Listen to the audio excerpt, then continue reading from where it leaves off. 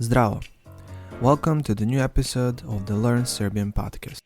I'm your Serbian language tutor, Nikola.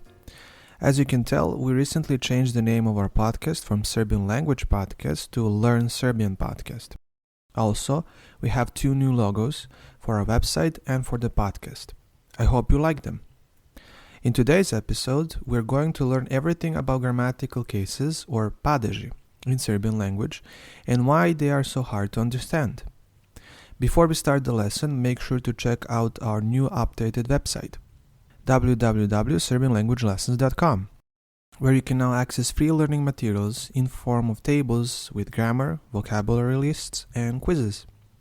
This section will be updated and more material will be added each month. Now, if you're ready, let's start the episode. Idemo. Grammatical cases or Padeži are one of the most irritating things about learning Serbian, aren't they? Why do we say idem u Srbiju, but it's also incorrect to say ja sam u Srbiju? There are so many different forms that are used that it makes your head spin.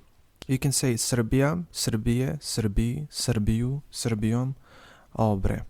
So how do we know which of these forms to use? Let's start from the top. Grammatical cases are different forms of a word, noun, adjective, or a pronoun, which are used in different contexts. Comparing that to English, we can say that it is similar to different forms of pronouns in English. For example, we say, I'm a student, but give me the book, not give I the book. Or he is happy, but we are talking about him, not we are talking about he. We use different forms of pronouns depending on the context.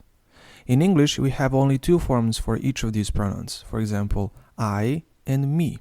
But in Serbian, we have 7 different forms, so 7 different grammatical cases. These grammatical cases have extensions, which will mostly be different for each grammatical case. But to make things even more complicated, there are different extensions for different genders of nouns, and also different sets of extensions for singular and plural. So the extension for grammatical case will depend on the gender and grammatical number of the word, singular or plural. Because of all of this, there are over 35 different extensions to be learned for grammatical cases. The good news is that some of them repeat. This is the reason why I don't force my students to memorize by heart all of these extensions or inflections. That would be a very exhausting and boring process. Instead, I always advise them to copy the extensions to their notes or visit the website and take a look at the grammatical cases table to find the proper inflection. If you want, you can access these tables on the website in the free materials section. The names of grammatical cases are as follows: nominative, genitive, dative, accusative, vocative, instrumental, and locative. Nominative is a basic grammatical case. That means that all words that you learn and see in vocabulary list, for example, are in this case.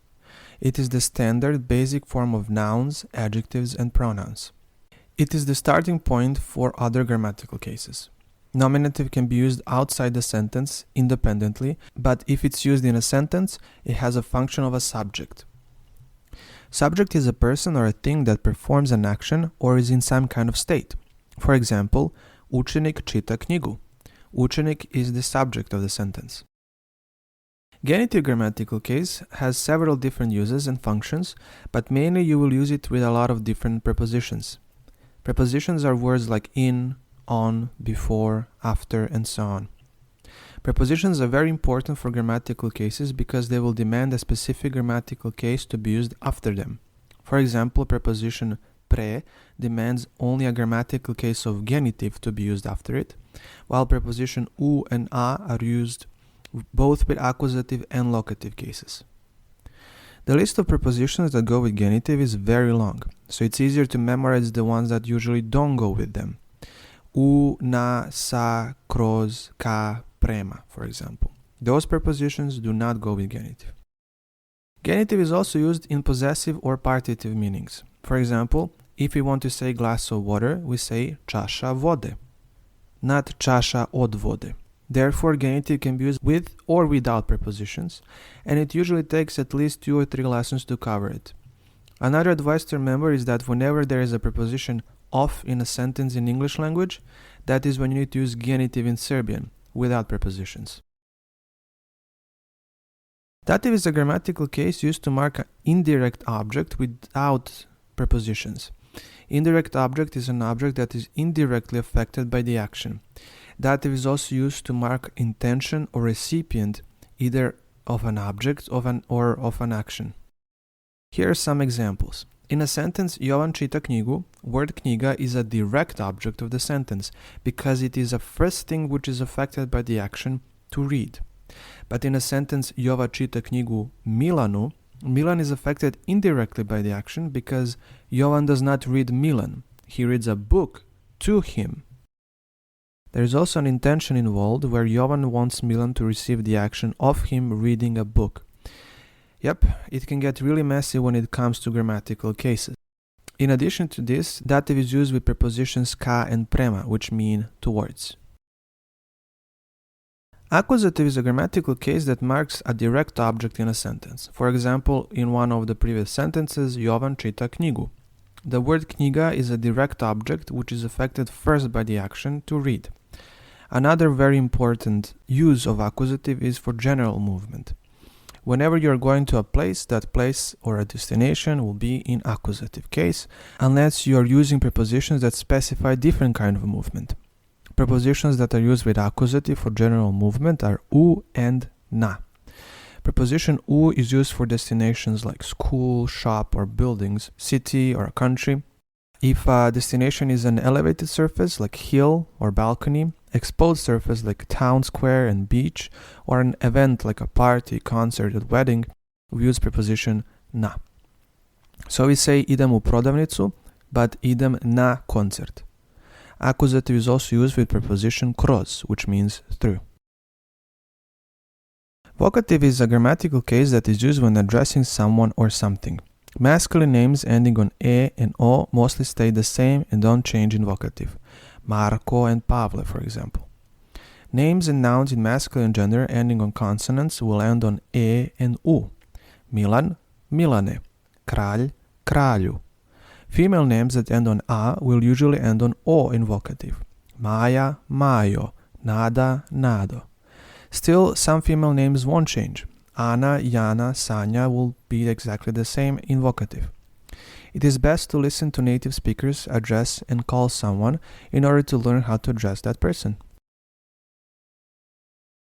Instrumental grammatical case is mostly used with the preposition sa, which means with. You should be careful though, this preposition is used when you want to express an action that is performed with someone in company, or when combining several different objects, for example. Pijem kafu sa Jovanom or pijem kafu sa mlekom. The preposition sa should not be used when using an object to perform an action. For example, in English we say I am washing hands with a soap, while in Serbian we will say perem ruke sapunom. We use the word soap, sapun, in instrumental, and we did not use the preposition sa. It will be the same if we say I'm traveling by car in Serbian, and that would be putujem kolima, not putujem sa kolima. Instrumental can also be used with other prepositions like nad, pod, među, and similar. It is also used to describe long and repeating actions. And finally, locative. This grammatical case is used to mark the location where an action or state is happening. It is very important to know the difference between locative and accusative, since both are used to mark a location and both use prepositions u and na. Locative is not used for movement. It is only used to mark a location where something is already happening, while accusative is used to mark a location where someone or something is going, a destination. That's why we say idem u Srbiju, but ja sam u Srbiji. In the first sentence, word Serbia is in accusative, and in the second one, it is in locative. Locative is also used with preposition o, which means about. At the end, let's write a short text using all of these grammatical cases. The answers to which word is in which grammatical case, you can find the transcript on our website. Try to spot them all. Ja danas idem u školu. Za doručak jedem parče pice. Od kuće do škole putujem 15 minuta. Poslao sam poruku prijatelju. Napisao sam Marko, sačekaj me ispred škole. Kada sam došao u školu, pričao sam sa drugarima o testu iz matematike. Here's the translation. Today I'm going to school. For breakfast, I'm eating a piece of pizza. From home to school, I travel for 15 minutes. I sent a message to a friend. I wrote, Marco, wait for me in front of the school. When I arrived at school, I talked with friends about the math test. Again, solutions to this text and all grammatical cases that are used you can find in the transcript on our website. And there you go. All 7 grammatical cases and their basic functions and uses. There is so much more to this to learn. Again, if you want to take a look at different grammatical extensions, head over to our website and take a look at free materials section. There are a couple of things to remember when you're using grammatical cases in sentences. First, never rely on an extension or inflections. Different grammatical cases can have same endings. Second, first take a look at which preposition is used before the word that you want to put in a grammatical case. As I said, there are strict rules which prepositions go with which grammatical cases. Third thing to remember, sometimes there will be prepositions that go with 2 cases, or maybe there will be no preposition at all. If that is the case, we check the context of the sentence. Is there a movement or is it just a state? Is there a meaning of possession or partitive meaning, and so on and so on. The most important thing above all is not to stress over grammar and all of these rules. The language learning journey should be relaxed and enjoyable. If you try to force grammar into your learning method, you might get stuck and not make much progress. Ask your teacher to help you with learning and to adjust the learning plan according to your needs, language level, and interests. I hope this episode was at least a little bit useful to you. I tried to include all the basic functions of each grammatical case. Remember to visit our website www.serbianlanguagelessons.com and take a look at the table of grammatical cases and their inflections. Nouns and adjectives will sometimes have different endings. Also, visit our Instagram page, Learn Serbian or Serbian Language Network. Thank you for listening and see you next time. Vidimo se. Ćao!